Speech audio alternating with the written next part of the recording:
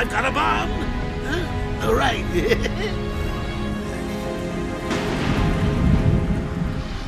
After years of countless missteps and few success stories, Batman: Arkham Asylum's 2009 debut reinvigorated licensed video games. Its innovative combat and compelling use of Metroidvania elements influencing the next generation of action games and beyond. The title's critical acclaim and commercial wins resulted in developer Rocksteady Studios shipping a similarly beloved sequel just 2 years later. With the industry's Batmania in full effect, publisher WB Games had no intention of slowing the momentum and, as such, tasked a relatively new studio, WB Games Montreal, with building Batman: Arkham Origins. The 2013 prequel didn't garner the adulation commanded by previous entries, but it did invite the wider DC universe into the Arkham series, most notably teasing the Suicide Squad via a post-credit scene. Such a teaser fueled rumors about the Montreal outfit's next game for several years, and when news of its cancellation hit, talk of a Damian Wayne-starring Batman adventure took up all the oxygen. Ultimately, the Arkham Origins creator delivered neither project, instead producing something that focalized the Bat family, 2022's Gotham Knights. While the lead-up to Gotham Knights' announcement generated plenty of excitement, a lengthy marketing cycle diluted the anticipation bit by bit. Many players would argue the final product didn't match the hype at any stage. Technical woes, divisive multiplayer features, and a combat system that discarded the Arkham mechanics left even the most ardent DC fans feeling underwhelmed at best. But within those shortcomings existed echoes of excellence. Tender moments with the Caped Crusader's protégées that hinted at a great Batman experience lying just beyond the margins. This is the tragedy of Gotham Knights.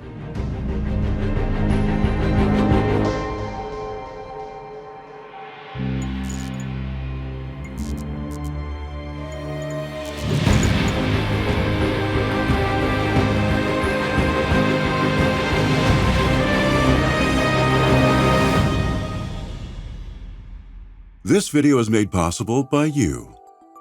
Your incredible support through Patreon and donations is what makes it possible for us to keep creating these documentaries.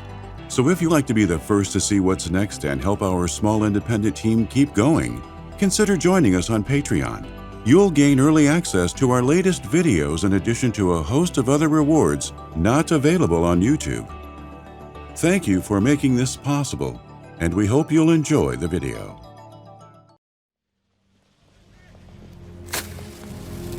So what's next? Criminals are a cowardly and superstitious lot. What happens when they have nothing to be scared of? Who will protect Gotham now that the Batman is dead? For years, it appeared as if there existed an internal struggle at WB Games about which project would become the next Batman game. The battle for the cowl reportedly began with Suicide Squad, the anti-hero supervillain task force that WB Games Montreal had teased in 2013 at the end of Arkham Origins. Interestingly, Task Force X-related speculation first made the rounds in 2010, the same year as the Montreal Group's founding. During that San Diego Comic-Con, DC Comics writer and Chief Executive Officer Jeff Johns briefly mentioned a Suicide Squad title was in the works. Johns made the reference yet again in a 2012 interview with Kotaku, telling the publication, "We're working on Suicide Squad. It's in development right now." On the heels of the Arkham Origins release, job listings for an open-world game in 2014 ignited these talks once more, and they didn't die down until a December 2016 report from Kotaku revealed WB Games had shelved the unannounced title for reasons unknown. The Montreal staff reportedly spent 2 years on the project. Speaking to 3 sources familiar with the studio's operations, Kotaku learned it had the makings of a cooperative experience, yet failed to impress higher-ups at WB during the green light process. Suicide Squad's cancellation came amid a turbulent season of change for WB Games Montreal too, considering the early part of 2016 saw key figures such as studio head Martin Carrier and executive producer Reed Schneider exit their respective roles. Early 2016 additionally played host to rumors claiming a game headlined by Bruce Wayne's son, Damian, had entered production. According to Kotaku, this rumored Damian Wayne outing became priority number one after WB unceremoniously gave Suicide Squad the axe. By 2018, however, the Damian game had also been cast aside. Reporter Jason Schreier stated as much during an episode of Kinda Funny Games Daily that March. Based on word from his sources, the endeavor was either canceled or rebooted or in flux at the time, though Montreal remained hard at work on a Batman title of some kind, sans his biological son. The public learned more about the sidelined project over time, courtesy of leaked story details and concept art.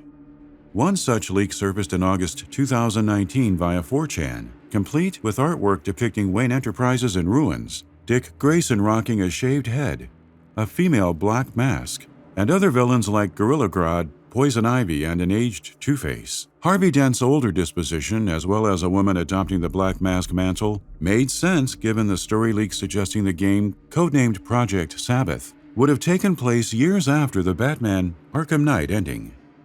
In a 2024 Twitch stream, noted Spider-Man voice actor Josh Keaton said he participated in 3 to 4 recording sessions as Damian Wayne and alleged it bore no connection to the Arkhamverse. The actor also speculated that leaks totally killed the project, a position Jason Schreier debunked not too long thereafter. Whatever the motivation, this once-planned venture never left the shadows. What emerged in its stead proved far more ambitious.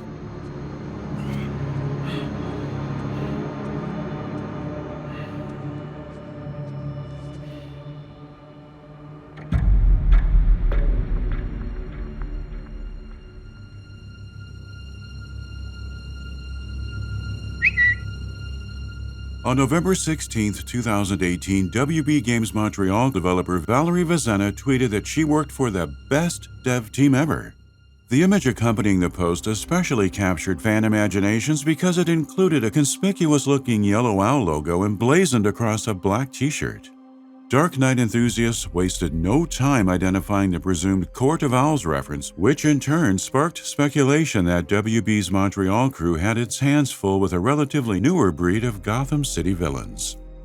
First appearing in 2011 during Scott Snyder's Batman comics run, the Court of Owls were painted as nursery rhyme fodder to scare children, all while quietly ruling Gotham since the era of its founding. The secret society's criminal enterprising and political meddling even managed to fly under the radar of the world's greatest detective, making the court's influence all the more enigmatic. And with first-rate assassins known as Talons doing its bidding, the shadowy organization seemed perfectly suited for the role of video game antagonist. These were the thoughts that fans and pundits kept revisiting while the rumors mounted throughout 2019 and much of 2020. In January 2019, an anonymous leaker purporting to be a WB Games tester breaking their NDA disclosed that the speculative Court of Owls game, internally codenamed Nightfall Redacted, would actually bear the title of Batman Arkham Crisis and launch in November. The unnamed source alleged Arkham Crisis would feature an open-world setting buttressed by a day and night cycle, cooperative-focused side content, and a plot structured around Harley Quinn breaking Joker out of the asylum. Dick Grayson, Jason Todd, and Batman were listed as the playable characters. Around the same time, former WB Games digital artist Eddie Mendoza posted concept art to his online portfolio which depicted Batman going toe-to-toe with a Talon. Mendoza quickly removed the image once the internet took notice, clarifying in a statement to Games Radar that he was no longer affiliated with Warner Brothers and had designed the piece as fan art. Regardless, the conjecture steadily mounted, with additional teases from the Montreal group later giving credence to the widespread Court of Owls leaks and theories. While celebrating Batman's 80th anniversary in September 2019, for instance, the official Twitter page for the developer shared images of 4 in-universe faction logos, one bearing a striking resemblance to existing Court of Owls iconography. Scott Snyder further legitimized fan theories upon replying with a "Beware the Court" hashtag. Arkham Legacy title rumors amplified the discourse again mere weeks thereafter. Yet hints at a genuine unveiling wouldn't reveal themselves until June 2020, when WB reportedly had to adjust announcement plans following E3's COVID-induced cancellation. At long last, the Batman adventure formally entered the spotlight during the digital DC Fandom event in August 2020.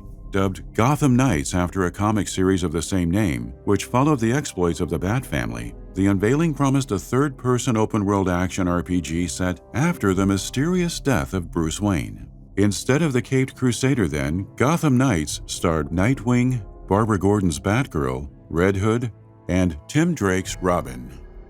A press release confirmed WB Games Montreal had crafted an original story where multiple mysteries would challenge the young heroes amid an exploding criminal element sweeping through city streets.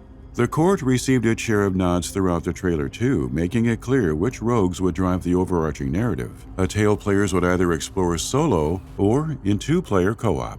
Simply put, many leaks were proven accurate. However, no one could have predicted the storm of trouble that would later blow in. Where the hell is our backup? That door's sandalwood. Fixing it's gonna be a pain in the ass.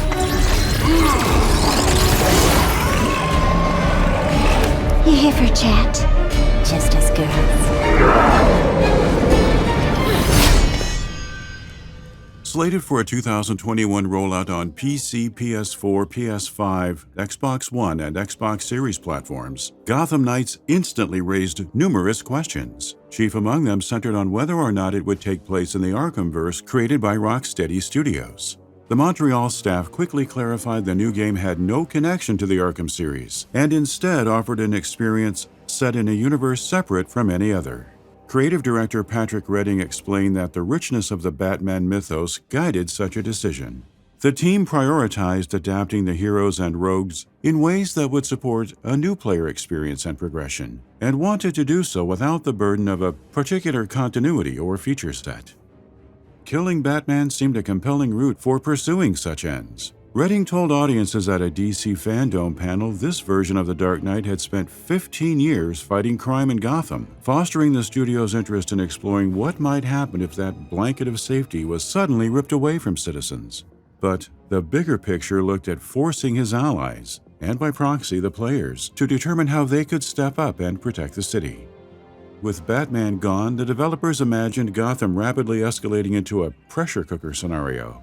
Yet each of his protégés would approach the matter from vastly different directions. Their disparate methods of crime fighting thus became a source of intrigue that WB Games Montreal hoped players could turn into goal setting and strategy, gameplay-wise.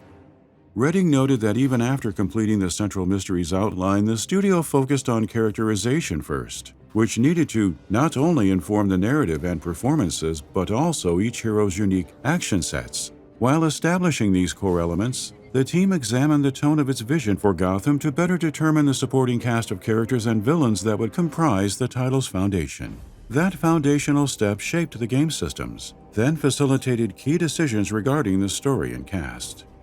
Every one of the titular knights was designed with their own combat specialties as a result. Batgirl played the most like her mentor, thanks to a balanced playstyle wherein she mastered both melee combat and stealth. Nightwing's aerialist capabilities culminated in fast-paced gameplay, where he rapidly bounced between enemies. Robin's gadgets offered more stealth-centric mechanics, allowing him to confuse and distract foes in and out of combat encounters. And finally, a bulkier physique informed Red Hood's reliance on strength to overpower his targets in close quarters before drawing a pair of non-lethal pistols for crowd control purposes.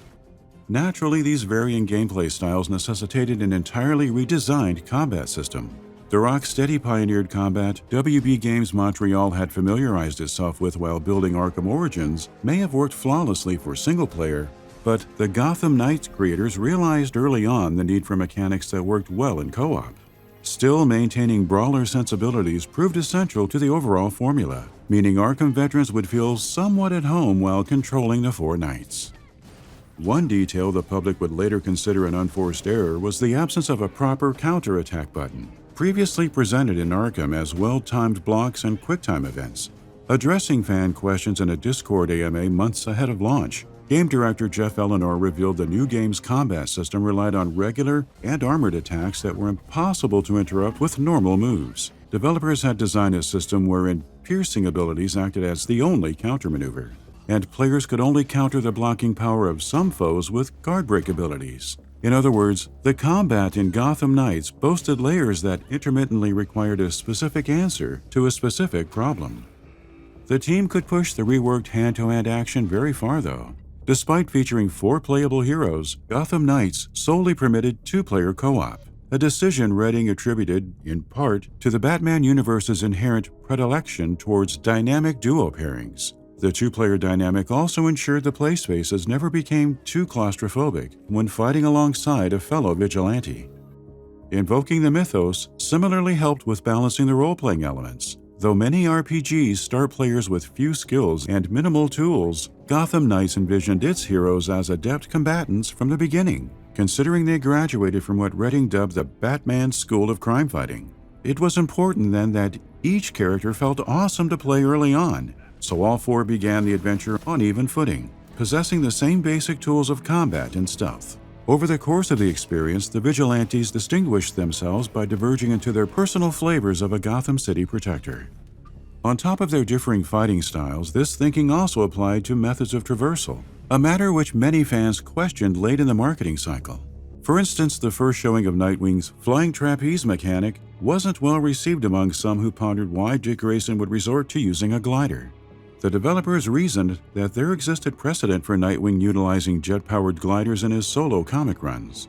Plus, the team liked the idea that an innate penchant for performing death-defying acts would inspire him to repurpose Batman's smaller drones into a mechanism capable of holding his weight and allowing for travel at higher altitudes.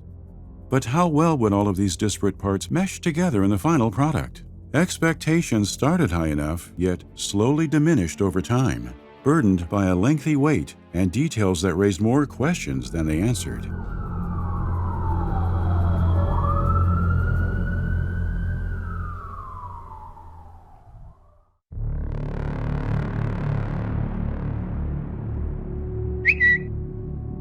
About half a year after debuting the world premiere trailer, WB Games moved Gotham Knights out of its nebulous 2021 release window to 2022. The announcement on social media assured hopeful players the delay would provide developers with more time to deliver the best possible experience.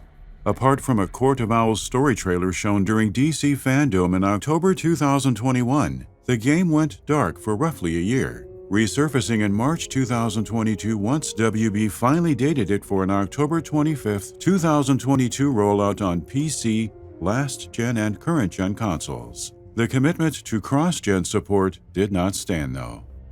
Gotham Knights' PS4 and Xbox One ports were canceled that May, the reasoning echoing the justification for the year-long delay.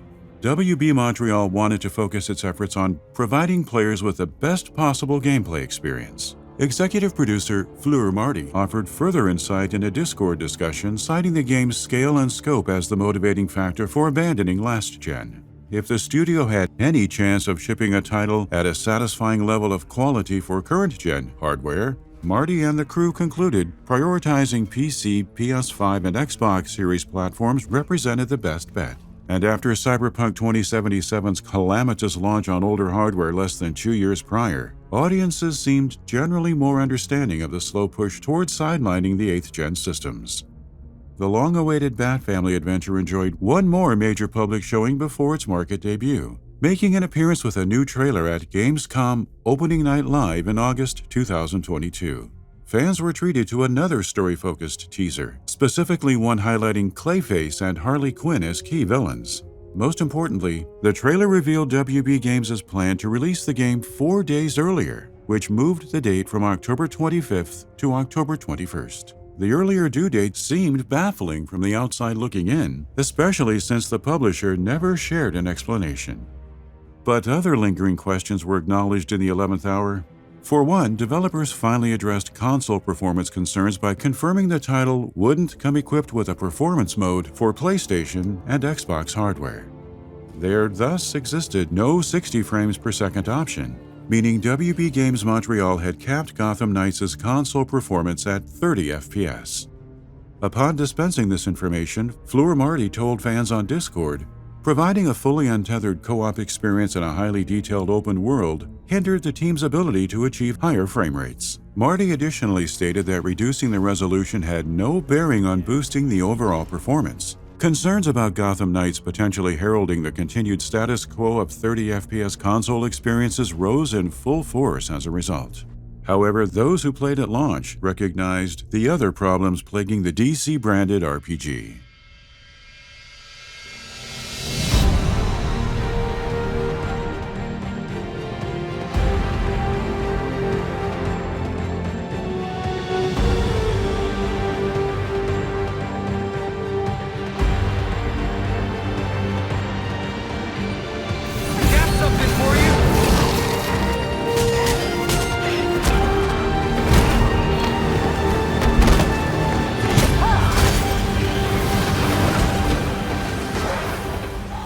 Poor critical reception accompanied Gotham Knights' arrival on PC and consoles. After 10-plus years of high-quality Batman games, the newer outing disappointed critics and users alike.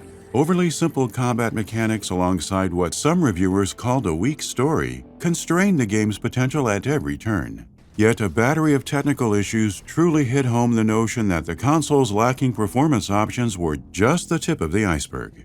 Inconsistent frame rates and stuttering errors beset the fast-paced action, with the biggest offenses occurring during traversal. The development studio issued a statement soon after launch, assuring PlayStation and Xbox users that patches improving frame rate stability and the like would arrive imminently. During the wait, Digital Foundry peeked under the hood to identify the source of the stability troubles and answer the question of why the PS5 and Xbox iterations were locked at 30 FPS. Picking apart the PC version's adjustable settings revealed severe CPU utilization problems. And while removing ray tracing for the coveted performance mode would lighten the CPU burden, Digital Foundry surmised Gotham Knights at a consistent 60 FPS on consoles simply wasn't possible. Indeed, such a mode never became available, though WB Games Montreal did deploy 2 console patches in quick succession in late October and early November, both of which better optimized the experience to improve frame rate stability. By many accounts, including another breakdown from Digital Foundry, these updates worked wonders for the title's overall performance. The developers delivered another major update later in November in the form of Heroic Assault, a free arena-based gauntlet mode that let players squad up in groups of 4. Notably, the final update of consequence touched down in April 2023, its biggest highlight being a 15-floor raid called the Kelvin Incident. The April patch also added new gear items, unlockable transmog options, and accessibility settings for controller remapping and text-to-speech support. These additions marked the end of Gotham Knights' post-launch support, as it didn't even receive story DLC like the 3 Arkham games preceding it. Whether or not sales contributed to the lack of long-term commitment remains a mystery. The publisher itself kept a lid on the numbers, but the LinkedIn profile of a senior brand manager at WB Games stated Gotham Knights achieved WB sales goals. Regardless of commercial success, or the potential lack thereof, only a contingent of fans look upon the adventure fondly, evidenced in mixed opinions where its descriptions range from mediocre to fantastic. But there's more to Gotham Knights than what appears on the surface. Beneath the clunky combat, tedious RPG elements, and forgettable use of the court lies a compelling theme about found family, where 4 young heroes must learn to navigate the devastating loss of their complicated father figure. For many, the interactions between the Bat family provided some of the most poignant highlights and showed that, at the very least, WB Games Montreal understood the characters with whom it was building a game around. The resulting game's failings, unfortunately, outweighed and thereby overshadowed its triumphs, meaning there is no guarantee this version of the Bat family will get a second chance to prove itself worthy of protecting Gotham City.